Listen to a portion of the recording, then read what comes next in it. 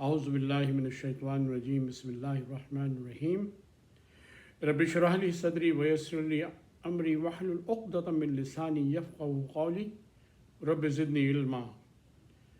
آج ہم بات کریں گے دنیا و آخرت کے نفع دینے والے 25 بہترین اور سنہری اسلوب۔ یہ متعدد آیات میں ان کا ذکر ہے، لیکن مسند احمد نے اس میں سمرائز کر کے ایک فارمولہ پیش کیا ہے کہ اگر تم اللہ کی پناہ چاہتے ہو، جہنم سے پناہ چاہتے ہو، جنت میں داخل ہونا چاہتے ہو، تو یہ وہ اصول ہیں جن کو تم اپنا لو گے تو تم فوراً جنت میں داخل ہو جاؤ گے۔ اب اس میں ایک آیت ہے سورہ تحریم کی آیت نمبر 6، وہ میں آپ کو سناتا ہوں اور اس کے بعد انشاءاللہ اس کی ترتیب بات وہ کریں گے۔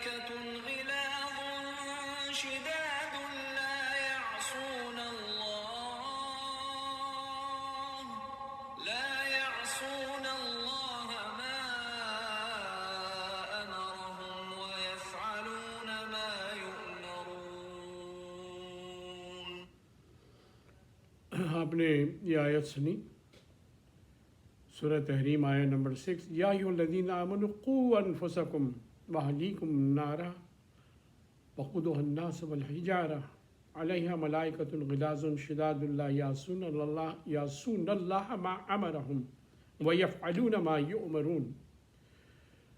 اللہ تعالیٰ ہم لوگوں سے مخاطب ہو کے کہہ رہے ہیں کہ اے لوگوں جو ایمان لائے ہو، اور ایمان ہم لائے ہیں الحمدللہ، بچاؤ اپنے آپ کو اور اپنے اہل و عیال کو جہنم کی آگ سے، جس کا ایندھن انسان اور پتھر ہوں گے۔ جہنم میں تو ویسے ہی آگ جل رہی ہوگی۔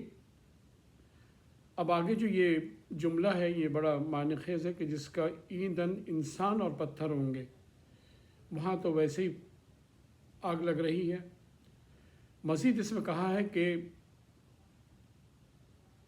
جب 19 زبانیاں، وہ جو فرشتے ہیں ان کے اوپر، ان کا فرشتوں کا نام ایک اور ہے جو ان کے ہیڈ ہیں، مالک، یہ اٹھا کر ان لوگوں کو جنہوں نے اللہ کی نافرمانی کی، گستاخی کی، حکم نہیں مانا، ان کو جہنم میں پھینک رہے ہوں گے۔ یہ وقت ہوگا، وہاں پر مغفرت نہیں ہوگی، صرف اللہ کا حکم جو ہے وہ مانا جائے گا، اور فرشتے اٹھا کے ان کو پھینک رہے ہوں گے۔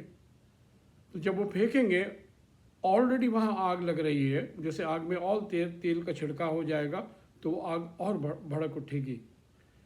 جیسے کیمسٹری میں ہے کہ کیمیکل ری ایکشن جب ہوتا ہے تو کوئی کیٹالیٹک ایجنٹ جب اس میں ڈالتے ہیں تو وہ پروسیس اسپیڈ اپ کرتا ہے۔ تو یہ بالکل یہی کیفیت ہوگی، اور اس کیفیت سے وہ لوگ دوچار ہوں گے جو جہنم میں دھکیلے جائیں گے یا پھینکے جائیں گے۔ تو یہ وہ فرشتے ہیں جو اللہ کا حکم بجا لائیں گے، اور اس میں کوئی تکلف نہیں ہوگا۔ تو اس سے بچنے کے لیے کچھ سنہری حروف جو ہیں وہ مسند احمد نے اس طرح سے اس کو پیش کیا ہے کہ جو ہماری سمجھ میں بھی آ جائے، آسان بھی ہو اور بعمل بھی ہو جائیں۔ حضرت خالد بن ولید رضی اللہ تعالیٰ عنہ فرماتے ہیں، ہم رسول اللہ صلی اللہ علیہ وسلم کی خدمت میں حاضر تھے، ایک شخص حاضر ہوا اور اس نے کہا کچھ باتیں پوچھنے کے لیے میں حاضر ہوا ہوں جو مجھے دنیا اور آخرت میں نفع دیں۔ حضور صلی اللہ علیہ وسلم نے فرمایا، پوچھو کیا پوچھتے ہو؟ پہلی چیز اس نے کہا کہ میں سب سے بڑا عالم بننا چاہتا ہوں۔ حضور صلی اللہ علیہ وسلم نے فرمایا، تقوی اختیار کر لو، تم سب سے بڑے عالم بن جاؤ گے۔ پھر اسے کہا میں سب سے بڑا غنی بننا چاہتا ہوں۔ حضور صلی اللہ علیہ وسلم فرمایا، قناعت اختیار کر لو، اور تم سب سے بڑے غنی بن جاؤ گے۔ اس نے کہا میں سب سے بڑا عادل بننا چاہتا ہوں۔ آپ نے فرمایا جو تجھے اپنے لیے پسند ہو وہی تو دوسرے کے لیے پسند کر اور تو سب سے بڑا عادل بن جائے گا۔ اس نے کہا میں سب سے اچھا آدمی بننا چاہتا ہوں۔ حضور صلی اللہ علیہ وسلم نے فرمایا لوگوں کو نفع پہنچاؤ، تم سب سے اچھے آدمی بن جاؤ گے۔ اس نے کہا میں اللہ کا خاص بندہ بننا چاہتا ہوں۔ آپ نے فرمایا اللہ کا ذکر کثرت سے کرو تو تم اللہ کے قریب آؤ گے اور تم اس کے خاص بندے بن جاؤ گے۔ اس نے کہا میں چاہتا ہوں کہ میرا ایمان کامل ہو۔ آپ صلی اللہ علیہ وسلم نے فرمایا اپنے اخلاق کو اچھا کر لو، اپنے اخلاق کو اچھا کر لو، تمہارا ایمان کامل ہو جائے گا۔ پھر اس نے کہا میں محسنین میں سے بننا چاہتا ہوں۔ آپ نے فرمایا اللہ کی عبادت ایسے کرو جیسے اس کو دیکھ رہے ہو اگرچہ وہ تم کو دیکھتا ہے۔ پھر اس شخص نے ایک اور سوال کیا، اس نے کہا میں چاہتا ہوں کہ اللہ کی فرما برداری میں، اللہ کے فرما برداروں میں سے ہو جاؤں، یعنی اللہ کی فرما برداری کرتا رہوں۔ آپ نے فرمایا اپنے فرائض کو ادا کرو تو تم فرما بردار ہو جاؤ گے۔ اس نے کہا میں اللہ تعالیٰ سے جب میں ملوں میرے اوپر ایک بھی گناہ نہ ہو۔ آپ نے فرمایا جنابت کے بعد فوراً غسل کر لیا کرو۔ اس نے کہا میں چاہتا ہوں کہ قیامت کے دن نور سے اٹھوں۔ آپ نے فرمایا اپنے اوپر اور کسی اور پر بھی ظلم نہ کرو، تم قیامت کے دن نور سے اٹھو گے۔ یہ بات تو سمجھ میں آتی ہے کسی کے اوپر ظلم نہ کرو، لیکن اس کی کیا وضاحت ہے کہ اپنے اوپر ظلم نہ کرو؟ اس کی وضاحت کچھ ایسی ہے کہ اگر آپ گناہ کرتے ہیں تو اپنے اوپر ظلم کرتے ہیں، کیونکہ اس کا عذاب آپ پر ہی آتا ہے اور کسی پر نہیں آتا۔ تو آپ اس سے بالکل الگ رہیں کہ میں گناہ نہ کر سکوں۔ اس نے کہا میں چاہتا ہوں قیامت کے دن نور سے اٹھوں، تو یہی کہا کہ نہ اپنے پر ظلم کرو اور نہ کسی اور پر ظلم کرو۔ اس نے کہا میں چاہتا ہوں کہ اللہ تعالیٰ میرے اوپر قیامت کے دن رحم کرے۔ آپ نے فرمایا اپنے اوپر بھی رحم کرو اور دوسرے کے بندوں پر بھی رحم کرو۔ یہاں پر پھر وہی بات آتی ہے کہ اپنے اوپر رحم کرنا یہی ہے کہ گناہوں سے بچنا اور نیکیاں کرنا، یا آپ اپنے اوپر رحم کر رہے ہیں۔ اس نے کہا میرا گناہ کم ہو۔ ایک اور سوال اس نے پوچھا۔ حضور صلی اللہ علیہ وسلم نے فرمایا استغفار کثرت سے پڑھا کرو اور تم اپنے ان گناہوں سے دور رہو گے۔ اس نے کہا میں چاہتا ہوں لوگوں میں سب سے زیادہ عزت والا بنوں۔ آپ صلی اللہ علیہ وسلم نے فرمایا مخلوق میں اپنی حاجت بیان نہ کرنا۔ اس کا مقصد یہ ایک اور حدیث ہے حضور صلی اللہ علیہ وسلم کی کہ اگر چپل بھی تمہاری ٹوٹ جائے تو تم اس کو اللہ کی طرف یہ کہو کہ یا اللہ تو میری مدد فرما۔ اس کا مقصد یہ ہے کہ چھوٹا پرابلم یا بڑا پرابلم ہو تو ہر حالت میں اللہ کی طرف سے مدد آتی ہے، وہی اسباب پیدا کرتا ہے اور وہی تمہاری مدد کرتا ہے۔ پھر اس نے کہا میں چاہتا ہوں میں سب سے زیادہ طاقتور بن جاؤں۔ آپ نے فرمایا کہ تو اللہ پہ توکل کر، تو سب سے بڑا طاقتور بندہ ہوگا۔ اس نے کہا میرا رزق کشادہ ہو۔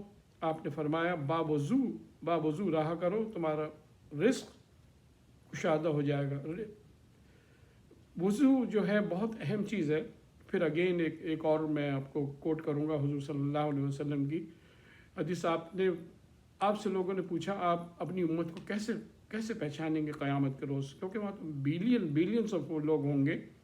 آپ نے کہا میرے لیے بہت آسان ہوگا، وضو کی وجہ سے ان کی پیشانی چمک رہی ہوگی اور ان کے پیر چمک رہے ہوں گے، مجھے کوئی مسئلہ نہیں ہوگا اور میں بہت آسانی سے اپنی امت کو پہچان لوں گا۔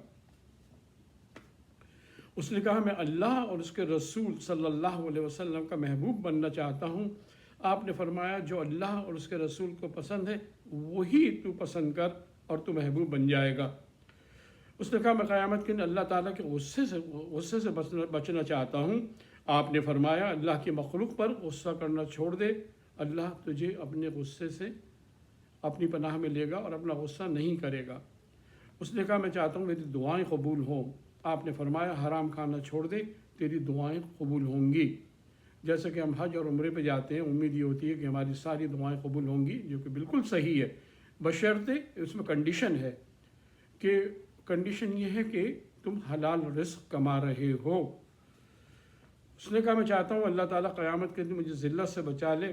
آپ نے فرمایا زنا سے پرہیز کر، اللہ تعالیٰ تجھے ذلت سے بچائے گا قیامت کے روز۔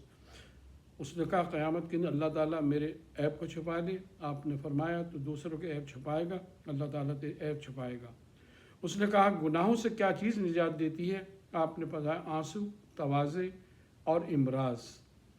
جب آدمی بیمار ہوتا ہے تو اللہ کے بڑا قریب ہو جاتا ہے اور بستر پہ پڑے پڑے وہ دعائیں کرتا ہے, اس کے گناہ کم ہوتے جاتے ہیں. اور اگر اس کا اخلاق اچھا ہے وہ ایک ایڈیشنل بینیفٹس ہے. اور اگر وہ تواضع کرتا ہے یعنی ہاسپٹیلٹی, لوگوں کی تواضع کرتا ہے, خاطر کرتا ہے, یہ بھی ایک خوبی ہے. اس نے کہا میں سب سے عظیم نیکی کیا ہے؟ آپ نے فرمایا اچھے اخلاق, تواضع اور صبر. پھر اس نے کہا سب سے بڑی برائی کیا ہے؟ آپ نے فرمایا بد اخلاقی اور بخل یعنی کنجوسی اور اخلاق سے پیش نہ آنا. اس نے کہا اللہ کے غصے کو دنیا اور آخرت میں کیا چیز ٹھنڈا کرتی؟ آپ نے فرمایا چپ کے صدقہ کرنا اور صلح رحمی کرنا. یہ کوالٹیز ہونی چاہیے آدمی میں. اس نے کہا جہنم کی آگ قیامت کے دن کیا چیز بجھائے گی؟ آپ نے فرمایا دنیا میں دکھوں, مصیبتوں اور صبر کرنا. یہ وہ چیزیں ہوں گی. ایک اور بڑی اہم چیز میں نے نوٹ کی کہ 7 عادات ایسی ہیں, عادتیں یعنی خصلتیں. ایک روز خلیفہ ہارون رشید نے لوگوں سے کہا کہ اگر نیک بننا چاہتے ہو تو ان بچوں جیسی عادت اپنا لو. خلیفہ نے کہا بچوں کی 7 عادتیں ہوتی ہیں, یہ عادتیں بڑوں میں ہوں تو وہ ولی بن جاتے ہیں. پہلی عادت وہ رزق کا غم نہیں کرتے, کہاں سے رزق آئے گا, مل کر کھاتے ہیں, لڑتے نہیں. لڑتے ہیں تو دل میں کینہ نہیں رکھتے. لڑائی کے بعد فوراً صلح کر لیتے ہیں. اپنے بڑوں سے ڈرتے ہیں, ذرا سی دھمکی سے رونے لگتے ہیں. دشمنی کا جامع مستقل نہیں بنتے. یہ وہ چیزیں ہیں جو بار بار حضور صلی اللہ علیہ وسلم نے فرمائیں, اور یہ ایک طرح سے ہے جسٹ آف دا میسج جو ہمیں سمجھنا چاہیے کہ کیا آگے ہمارے لیے ہے. تو اس کو سمرائز کیا گیا ہے. اگرچہ قرآن میں متعدد بار یہ کہا گیا ہے, جیسے کہ سورہ زمر میں کہا گیا ہے کہ بار بار چیزوں کو دہرایا گیا ہے تاکہ تم سمجھ لو. جب ہم کوئی مضمون لکھتے ہیں اس کو ایمفسائز کرتے ہیں, ری ایمفسائز کرتے ہیں, ایپیٹومائز کرتے ہیں. جب سامنے جو رائٹر ہوتا ہے وہ اس کو بار بار بتاتا ہے کہ یہ سبجیکٹ بہت اہم ہے. اسی طرح قرآن میں یہ بار بار یہ بتایا گیا ہے کہ سبجیکٹ بہت اہم ہے, اور جنت میں جانے کا راستہ اور دوزخ سے بچنے کا راستہ بتایا گیا ہے. حضور صلی اللہ علیہ وسلم نے اپنی تبلیغ نہیں چھوڑی. یہ ہے کیا میسج, کیا ہے یہ تبلیغ کا ہے کہ میں تو جا رہا ہوں دنیا سے, تم تبلیغ کرنا. یعنی ہم جو حضور صلی اللہ علیہ وسلم کی امت میں سے ہیں, وہ ہماری اب ذمہ داری بن گئی ہے. حضور صلی اللہ علیہ وسلم بہت مایوس اور اداس تھے. حضرت خدیجہ رضی اللہ تعالی عنہا, آپ کا وصال ہوا, ابو طالب کا وصال ہوا, گھر کی سپورٹ ختم, باہر کی سپورٹ ختم. پھر بھی آپ نے تبلیغ نہیں چھوڑی اور طائف کا رخ کیا. وہاں ایک قبیلہ ثاقف اس کو پیغام پہنچایا, احد قل هو اللہ احد, لیکن وہ بدظن ہوئے اور آپ کو خوش آمدید نہیں کہا. برعکس اس کے وہاں کے جو لوفر لڑکے تھے ان کو پیچھے چھوڑ دیا, آپ پہ پتھر مارے گئے, آپ کے خون نکلا. تو بڑی عاجزانہ اور مؤدبانہ ایک دعا کی اللہ سے, جس کو دعائے طائف کہا جاتا ہے. میں ذرا اس کو پڑھوں گا, آپ اس کو غور سے سنیے. یہ حضور صلی اللہ علیہ وسلم کے الفاظ ہیں جو عربی میں کہے گئے اور اردو اور انگلش میں اس کا ٹرانسلیشن ہوا. ٹرانسلیشن میں تھوڑی سی اونچ نیچ ضرور ہوتی ہے, لیکن اس کا جو جسٹ آف دا میسج ہے وہ وہی قائم اور دائم رہتا ہے, اگرچہ اس کا فلیور ختم ہو جاتا ہے. پھر بھی میں کوشش کروں گا کہ اس کو صحیح طرح پڑھ سکوں اور آپ صحیح طرح سن سکیں.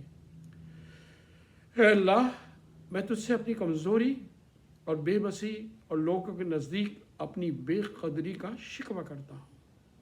اے اللہ, میں تجھ سے اپنی کمزوری و بے بسی اور لوگوں کے نزدیک اپنی بے قدری کا شکوہ کرتا ہوں. یا رب الراحمین, تو کمزوروں کا رب ہے اور تو ہی میرا بھی رب ہے، تو مجھے کس کے حوالے کر رہا ہے؟ کیا کسی بیگانے کے جو میرے ساتھ تندی سے پیش آئے، یا کسی دشمن کے جس کو تو نے میرا مالک بنا دیا ہے؟ اگر مجھ پر تیرا غضب نہیں، مجھے کوئی پرواہ نہیں۔ اگر مجھ پر تیرا غضب نہیں تو مجھے کوئی پرواہ نہیں، لیکن تیری عافیت میرے لیے زیادہ کشادہ ہے۔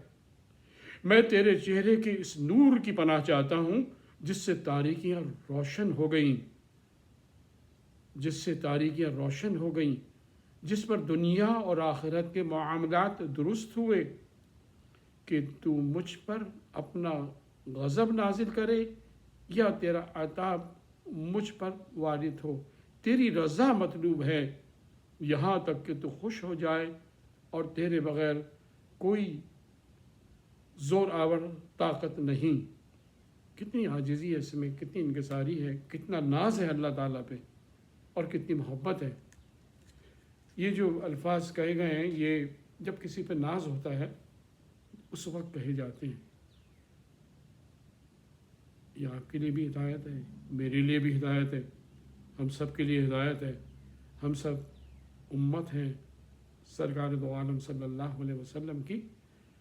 تو اللہ تعالی ہم سب کو اپنی پناہ میں رکھے اور ہمیں تبلیغ کی توفیق عطا فرمائے، آمین۔